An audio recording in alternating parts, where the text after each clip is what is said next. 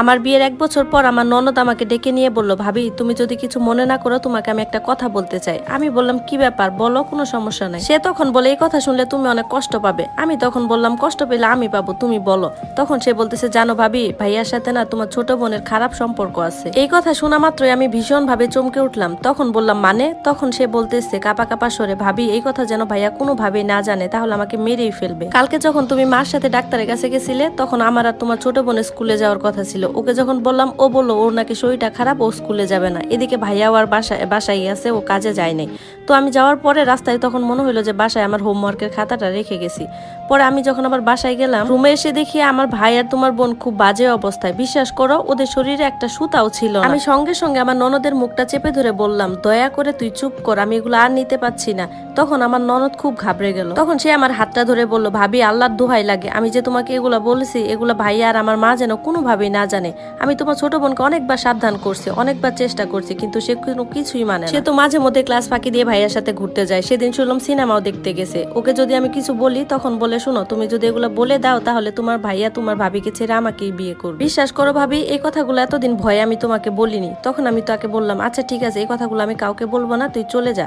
কিন্তু কথাগুলো কেন জানি আমার বিশ্বাস হচ্ছিল না, কারণ আমার ননদ আমার বোনের সাথে পড়াশোনাতে এত বেশি পারতো না। আমার বোনের রেজাল্ট আমার ননদের থেকে অনেক ভালো, আর ও তো এরকম মেয়েও না। আর ও যদি এসবই করতো তাহলে তো রেজাল্ট গোল্লাই যাওয়ার কথা ছিল। আমার বারবার কেন জানি মনে হচ্ছে আমার ননদ কোনো একটা জিদ মেটাতে চাচ্ছে আমার বোনের উপর, কিন্তু সেটা কি? আমার বোনকে আমি ভালো করেই চিনি, আর ও তো জানে বাবা মা মারা যাওয়ার পর আমি ছাড়া ওর কোনো আশ্রয় নেই। আর ও তো নিশ্চয়ই চাইবে না ওর শেষ আশ্রয়টুকুও নষ্ট করতে। আমি আমার বোনকে এই ব্যাপারটা জিজ্ঞাসা করতে চেয়েও আর জিজ্ঞাসা করলাম না, কারণ মিথ্যা একটা ব্যাপার নিয়ে অযথা ঘরে অশান্তি করতে চাই না। তাছাড়া আমি আমার স্বামীকেও খুব ভালো করেই চিনি। পৃথিবী উল্টে গেলেও সে কোনোভাবে এসব কাজকর্ম করতে পারে না। আমরা 4 বছর ভালোবেসে বিয়ে করেছি। এসব নিয়ে যদি সংসারে ঝামেলা থাকে তাহলে আমিই বা কোথায় যাব, কে আছে আমার? তাই আমি বিষয়টা মাটি চাপা দিয়ে দিলাম। এর 1 সপ্তাহ পর আমি আমার শাশুড়িকে নিয়ে হসপিটালে যাচ্ছিলাম আমার চেকআপের জন্য। তখন আমার প্রেগনেন্সি 7 মাস চলে।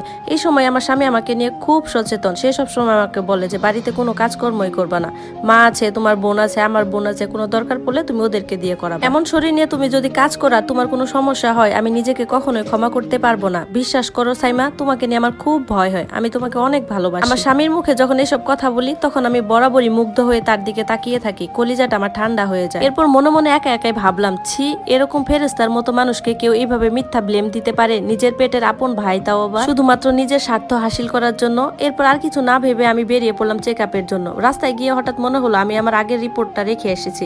তখন মাকে বললাম, মা আপনি গেটে দাঁড়ান, আমি গিয়ে রিপোর্টটা নিয়ে আসি। ভেতরে ঢুকে আমি সোজা চলে গেলাম আমার রুমের দিকে। রুমে গিয়ে যা দেখলাম সেটা দেখার জন্য আমি মোটেই প্রস্তুত ছিলাম না। যা দেখলাম এটা আমি দুঃস্বপ্নেও ভাবতে পারিনি যে আমার জীবনে এরকম কিছু দেখতে হবে। তবে তাহলে আমার ননদের কথা সত্যি হলো? হে আল্লাহ, এ কি দেখছি আমি? আমাকে দেখে তারা দুজনে দুদিকে সরে গেল। এসব দেখে আমার মাথা ঘুরাচ্ছে, বমি বমি পাচ্ছে। আমি তো দুঃস্বপ্নেও বিশ্বাস করি নাই যে এগুলো হবে। আমার শাশুড়ি যদি জানতে পারে তার ছেলে আর আমার বোন তারই ঘরে এরকম নির্লজ্জ আর বেহাইপনা করতেছে, তাহলে তো আমার বোনকে বাড়ি থেকে বের করে দিবে, আর আমাকেও যে রাখবে সেটার কোনো নিশ্চয়তা নেই। তখন আমার বোন কোথায় গিয়ে আশ্রয় নিবে? বুকের উপর পাথর চাপা দিয়ে আমি চোখের পানি মুছতে মুছতে কাগজগুলো নিয়ে ডাক্তারের কাছে চলে গেলাম। ডাক্তার আমাকে চেক আপ করে বললেন, আপনি মেয়ে সন্তানের মা হবেন। এই কথা শুনে আমার শাশুড়ি খুশি আত্মহারা হয়ে তার গলার চেনটা আমার হাতে ধরিয়ে দিলেন।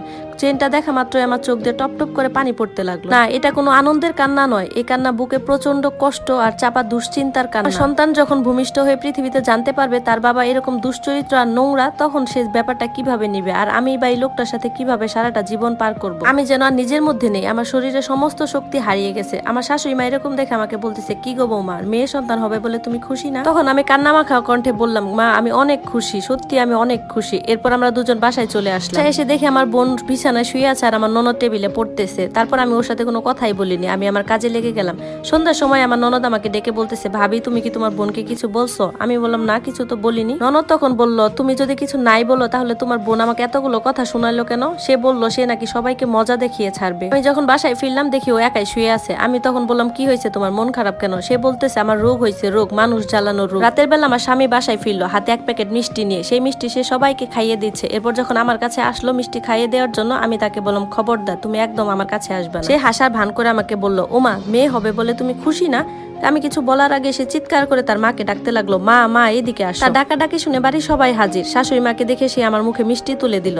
তখন আমি আর কি করা, মিষ্টিটা মুখে নিলাম। মিষ্টিটা তো আমার গলা দিয়ে নামতেই চাইছে না, আমার চোখ জলে ভিজে গেছে আর বুকের ভিতর থেকে হু হু করে কান্না আসছে। আমার তো ভাবতে অবাক লাগছে, আমার ছোট্ট বোনটি এত সহজে এত পাকা অভিনেত্রী হয়ে গেছে। কত বড় দুঃসাহস হলে এই কাজ করতে পারে। যে মেয়েকে আমি নিজের মেয়ের মতো ভালোবেসেছি, বাবা মা নেই, নিজের সংসারে আশ্রয় দিয়েছি, সেই আমার এই সংসারটাতে কুড়াল মারলো। স্বামী আমাকে বলছে, কি হয়েছে তোমার, এত দুশ্চিন্তা করতেছো কেন? আমি বললাম, তুমি এই কথা কিভাবে বলো, তোমার তো লজ্জা থাকা উচিত। তখন সে আমাকে বলতেছে, ধুর বোকা, সকালে কি না কি দেখছো, এটা এখনো মনে রাখছো, সব ভুলে যাও। আমি তাকে বললাম, তুমি তোমার স্ত্রীর ছোট বোনের সাথে ব্যভিচারে লিপ্ত, 4টা বছর তোমাকে ভালোবেসে বিয়ে করেছি, এর প্রতিদান তুমি এই দিলে? আমার কথা শুনে আমার স্বামী আমাকে ধমকের সুরে বলল, চুপ করো তুমি, মা যদি এগুলো জানতে পারে তাহলে তোমাদের 2 বোনের কারোর এই বাড়িতে আর থাকা লাগবে না।